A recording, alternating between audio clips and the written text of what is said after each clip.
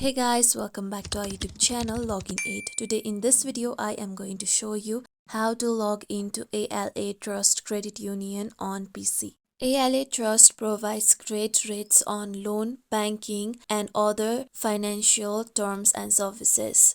To log into AlaTrust Credit Union, first open any web browser available on your PC. I am using Google Chrome. Now go to your search bar on the top and type in www.alatrustcu.com, then press on enter. With this, you'll be taken to official website of AlaTrust Credit Union. Now, here you can see banking login option on the top. Click on banking login option. Then now here you need to first enter your username on the given box. After that, enter your correct password on your given box. With this, now if you forgot your username, click on forgot username. If you don't remember your password, click on forgot password. With this, click on login.